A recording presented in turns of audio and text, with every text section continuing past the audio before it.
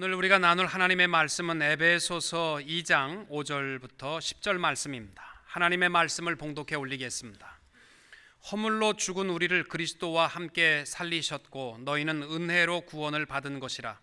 또 함께 일으키사 그리스도 예수 안에서 함께 하늘에 앉히시니 이는 그리스도 예수 안에서 우리에게 자비하심으로써 그 은혜의 지극히 풍성함을 오는 여러 세대에 나타내려 하심이라. 너희는 그 은혜에 의하여 믿음으로 말미암아 구원을 받았으니 이것은 너희에게서 난 것이 아니요 하나님의 선물이라. 행위에서 난 것이 아니니 이는 누구든지 자랑하지 못하게 함이라. 우리는 그가 만드신 바라 그리스도 예수 안에서 선한 일을 위하여 지으심을 받은 자니 이 일은 하나님이 전에 예비하사 우리로 그 가운데서 행하게 하려 하심이니라. 아멘. 오늘은 계속해서 종교개혁주일 아침에 오직 은혜라는 말씀의 제목을 가지고 나눕니다. 성경에 보시면은 은혜라는 단어가 275회 쓰여 있고 은총이라는 단어가 43번, 자비라는 단어가 48번 쓰였습니다. 특별히 그 중에서도 율법과 죄를 말씀하는 로마서에서 은혜라는 단어의 절반이 기록되어 있습니다. 삶이 아무리 힘들고 어려워도 또 온 세상이 캄캄하고 의지할 것이 없어도 우리에게는 영원토록 변함없는 것이 하나 있습니다. 그것이 바로 하나님의 은혜인 줄로 믿습니다. 여러분, 은혜가 무엇입니까? 헬라어로는 카리스라고 쓰는데 은혜라는 말과 어원이 같은 것이 기쁨과 감사입니다. 여러분, 기쁨이 없는데 은혜가 충만한 법은 없습니다. 또 감사하는 마음이 없는데 기쁨이 넘친다, 이러한 것도 없습니다. 은혜로운 교회는 어떤 교회냐면 무슨 헌금이 많이 나오고 사람이 많이 모이는 교회가 은혜로운 교회가 아니라 기쁨이 넘치고 감사함이 있는 교회가 은혜가 넘치는 교회가 되는 줄로 믿습니다. 여러분, 은혜의 시작이 뭡니까? 지극히 당연히 내가 했어야 할 일들을 예수 그리스도께서 십자가에서 대신 감당하신 것을 깨닫는 것으로부터 시작됩니다. 늘 제가 자주 이야기하는 것 중에 하나가 중국은 저녁 식사 요리를 남자들이 하게 되어 있습니다.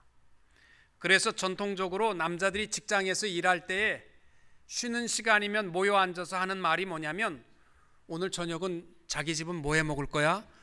우리 집은 뭐 해 먹을 거야? 이거 서로 얘기합니다.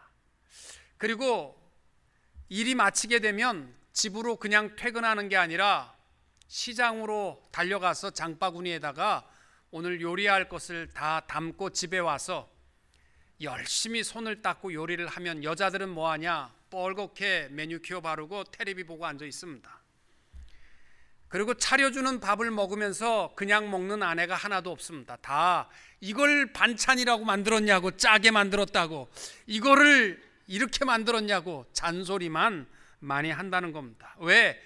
지극히 당연히 여자들이 남편들이 해야 될 것으로 알고 있기 때문입니다. 사랑하는 대한민국 남성들이요, 한국에서 태어난 것을 하나님 앞에 감사하시기 바랍니다. 제 친구가 중국 여자랑 결혼한 친구가 있는데 저녁마다 싸웁니다. 왜? 식사 시간만 되면 네가 해야지, 네가 해야지. 중국에서는 남자들이 해야 되고 한국에서는 여자들이 해야 되니까 맨날 싸운다는 거예요. 환상적인 부부는요, 중국 남자와 한국 여자랑 결혼하게 되면요 서로 자기가 해야 될 줄로 알아요. 그래서 아내가 해주는 것을 그냥 먹지 않습니다. 그냥 감사하게 먹고 또 남편이 해주는 것에 대해서 감사하게 먹습니다. 이게 뭐냐면 내가 해야 될 것을 아내와 남편이 한 것에 대한 감사, 여기서부터 기쁨이 시작되고 감사가 시작되고 은혜가 시작되는 겁니다. 우리가 누리는 영적인 모든 삶, 생명과 구원과 죄사함과 영생과 하나님의 자녀의 특권과 부활의 축복의 시작은 바로 예수 그리스도의 은혜로부터 시작된 줄로 믿습니다. 인간이 죄에서 구원을 얻는 것은 오직 하나님의 은혜뿐입니다. 거기에는 인간의 공헌과 노력이 0.1%도 섞여 있지 않습니다. 여러분, 오직 은혜라는 것을 믿지 못하는 사람들도 그들에게 공통점이 있어요. 그게 뭔지 아세요? 하나님의 은혜를 부정하는 거 아니에요. 하나님의 은혜를 인정합니다. 요게 중요한 거예요. 하나님의 은혜를 인정합니다만 인간의 노력도 필요합니다라는 신인 협력 협동의를 주장하는 것입니다. 바로 무슨 내용이냐면 500년 전까지만 하더라도 1517년 당시에 로마 카톨릭에서 주장했던 기본적인 구원론은 유명론이었습니다. 노미널리즘이라는 것입니다. 이게 뭐냐면 우리가 예수를 알기 전 자연인으로 있을 때 먼저 우리 인간이 종교적이고 윤리적으로 아름답고 깨끗하게 최선을 다하고 살아가야 하나님의 은혜가 그들에게 임한다는 거예요. 이게 뭐냐면 유사공로라고도 부르는데요. 이게 하나님의 은혜는 그냥 주어지는 것이 아니라 그 전제 조건이 인간의 선행과 착하게 살고 윤리적으로 살아가는 것이 조건이 될 때에 하나님의 은혜가 그 위에 임한다. 그래서 유사공로라 그렇게 말합니다. 그리고 그들이 또 하나 주장하는 것이 뭐냐면 순수공로라는 것이 있습니다. 성도가 된 다음에 행하는 모든 노력들도 그냥이 아니라 구원과 연결되어 있는 것이다. 그래서 그것을 순수공로라고 주장합니다. 물론 우리 개혁주의 교회에서도 우리의 윤리적 삶을 무시하는 것은 아닙니다. 그러나 분명한 것은 우리 구원의 공로와는 우리의 행위와 아무런 관계없이 오직 하나님의 은혜인 것을 고백하게 되시기를 축복합니다. 당시에 비텐베르그 대학의 성경 교수였던 마르틴 루터가 로마서를 연구하는 중에 로마서 1장 17절 말씀에 깨달음이 있었습니다. 복음에는 하나님의 의가 나타나서 믿음으로 믿음에 이르게 하나니 기록된 바 오직 의인은 믿음으로 말미암아 살리라 함과 같으니라. 그제까지 루터가 배우고 알았던 하나님의 의라는 것은 공포와 심판의 의로만 생각했기 때문에 늘 무섭고 두려웠습니다. 경건한 삶을 살고 금욕적인 삶을 살아도 무섭고 두려운 것이 하나님의 공포와 심판의 의를 생각했기 때문입니다. 그런데 가만히 보니까 하나님의 의라는 것은 믿음에서 믿음의 의를 이르게 되고 믿음으로 말미암아 된다. 하나님의 의라는 것은 바로 구원의 은혜의 의라는 것을 깨닫게 됩니다. 그가 이것을 깨닫게 된 다음에 비로소 고백한 말이 뭐냐면 나는 그때에 그날에 천국문이 나에게 열린 것을 비로소 보았다라고 고백했습니다.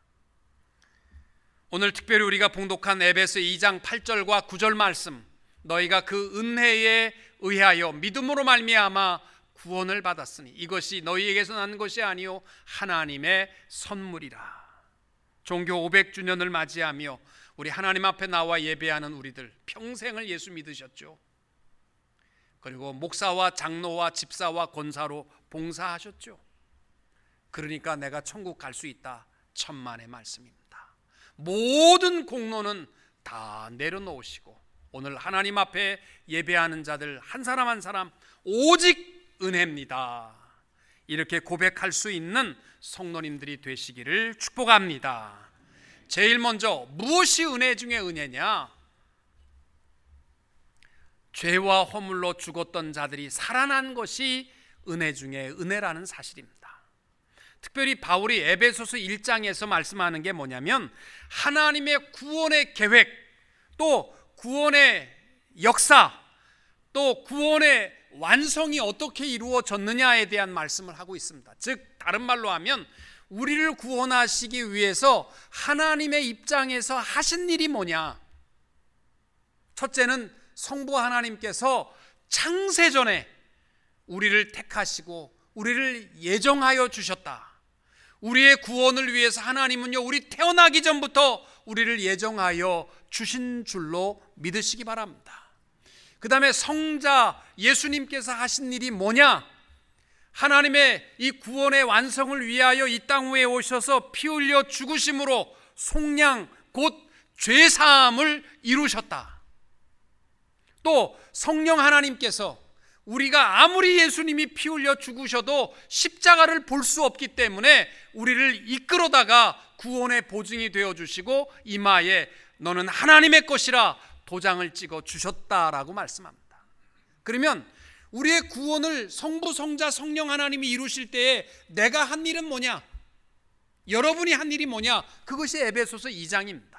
2장의 내용의 시작이 뭐냐면 허물과 죄로 죽었던 너희를 살리셨도다.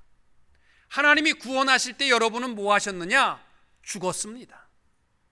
여기서 죽었다라는 말은 뭐냐면 무슨 결핍이나 부족함 상태가 아니라 호흡이 끝난 생명이 없는 상태였다라는 것입니다.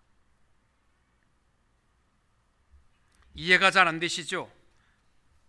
하나님의 구원에 있어서 내가 한 일은 하나도 있을 수가 없다는 얘기예요. 이런 얘기입니다.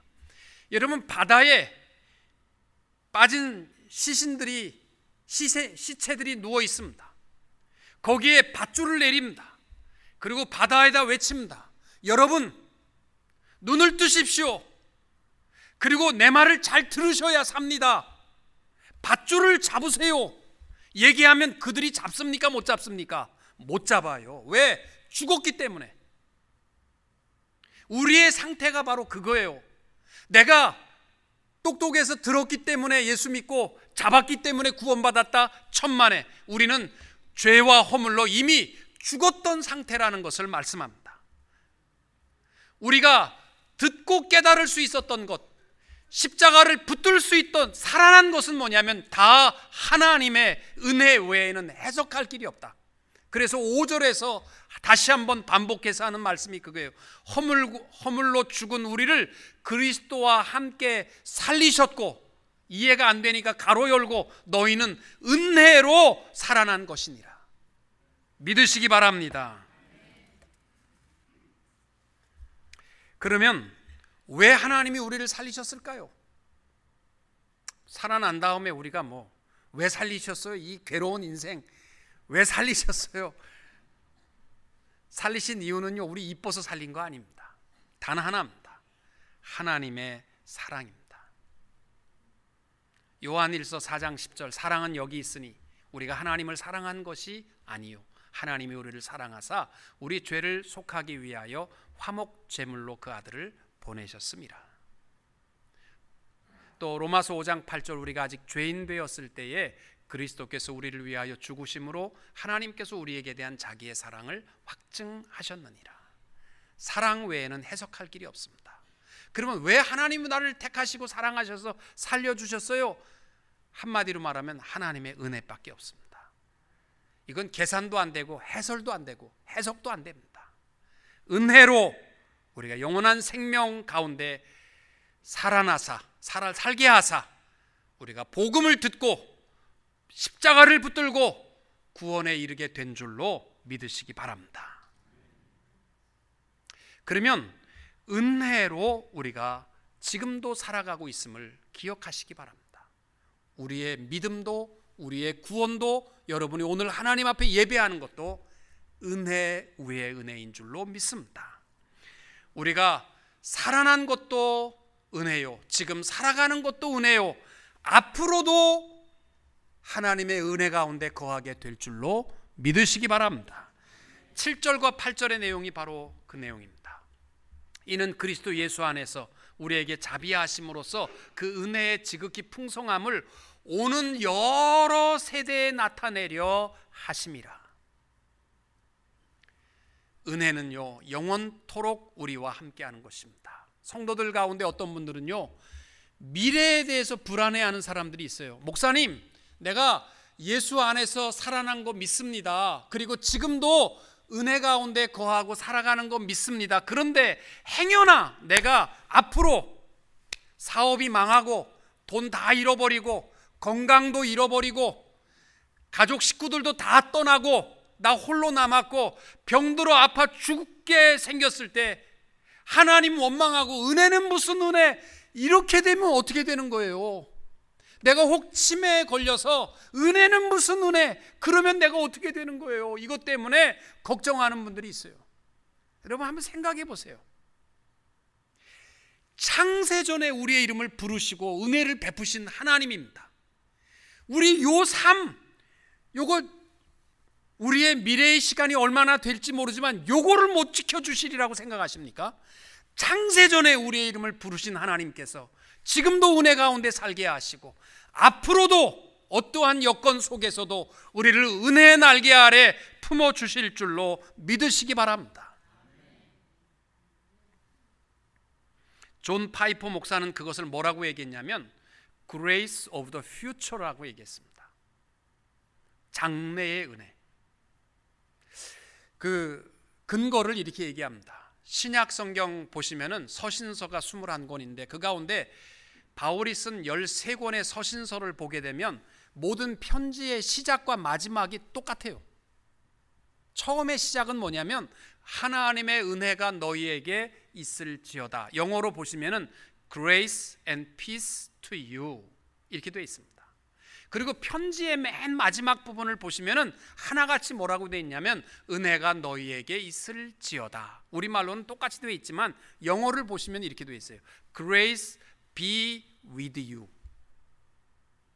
이게 무슨 뜻이냐면 사도 바울이 이 편지에 읽는 독자들에게, 성도들에게 임할 은혜, 이제 너희들이 성경을 펼치기 전부터 하나님의 은혜가 너에게 있을 것이다. 그리고 말씀을 보다가 말씀을 딱 편지를 덮고 생활의 현장으로 돌아가서도 하나님의 은혜는 여전히 너희와 함께 할 것을 말씀하는 것이다. 믿으십니까? 이해가 안 되십니까? 안 되면 다음에 또 하시면 됩니다. 성경을 펼치기 전부터 은혜는 함께 했고 성경을 덮고 나가는 그 시간에도 with you, 은혜는 우리와 함께하는 줄로 믿습니다. 이것이요, 우리 성도들이 내일에 대한 불안함 속에 두려워하지 않아도 되는 근거가 되는 말씀입니다. 강하고 담대하게 살아갈 수 있는 근거가 뭐냐? 지금까지 함께 하신 은혜, 내가 태어나기 전부터 베푸신 은혜가 앞으로도 은혜 가운데 나와 함께 하실 줄로 믿으시기 바랍니다. 로마서 8장 32절 말씀, 자기 아들을 아끼지 아니하시고 우리 모든 사람을 위하여 내어주신 이가 어찌 그 아들과 함께 모든 것을 우리에게 주시지 아니하겠느냐. 그러면 우리가 은혜 받았으면 어떻게 살아가야 되겠느냐? 은혜를 받은 사람의 삶의 최고의 절정은 베풀고 나누는 은혜라고 바울은 말씀하는 겁니다. 10절의 말씀이 그겁니다. 우리는 그가 만드신 바라, 다 하나님의 은혜라는 거죠. 그리스도 예수 안에서 선한 일을 위하여 지으심을 받은 자니 이 일은 하나님이 전에 예비하사 우리로 그 가운데서 행하게 하려 하심이니라. 아멘. 데이빗 리빙스턴 전기에 보면요, 그가 16년 동안 아프리카에서 선교했습니다. 그러는 동안에 27번 말라리아로 죽다가 살았습니다. 한 번은 사자에게 물려서 어깨와 팔이 너덜너덜하게 됐습니다. 연약한 몸으로 영국으로 귀국했습니다. 온몸이 정말 참 상처와 아픔과 어려움 속에 나약한 모습으로 돌아왔지만 그가 캠브리지 대학에서 설교 부탁을 받았을 때 그는 이런 설교를 했습니다. 나는 하나님께서 아프리카에 들어가 그곳에 있는 영혼들에게 복음을 전하게 하신 일, 그 일을 위해서 나를 불러주셨다는 것을 놓고 즐거워하지 않은 날이 없었습니다. 사람들은 내가 그곳에서 많은 희생을 한 것으로 생각하고 말을 합니다. 그러나 도무지 갚을 수 없는 하나님께 진 큰 빚에 작은 부분을 갚았을 뿐인데 이것을 어찌 희생이라고 할 수 있겠습니까? 장차 영광스러운 소망과 복된 상급을 약속받고 이 일을 하고 있는데 그것이 어찌 희생이 되겠습니까? 자신이 하나님을 위해서 희생한다는 말과 생각을 버리십시오. 그것은 절대로 희생이 아닙니다. 오히려 특권이라고 말하십시오. 모든 것은 우리 안에 그리고 우리를 위해 나타날 영광과 비교할 때 아무것도 아닙니다. 나는 결코 희생하지 않았습니다. 멋지지 않습니까? 희생 아니에요. 은혜 받은 자로 기쁨으로 감당하는 것, 이것이 성도의 나눔이라는 것입니다.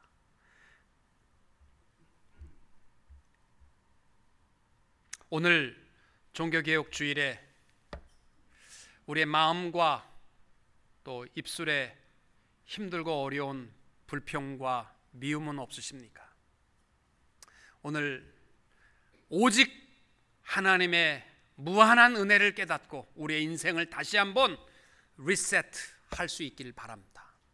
여러분, 컴퓨터가 고장나면 막 어지러우면 제일 좋은 방법이 리셋입니다.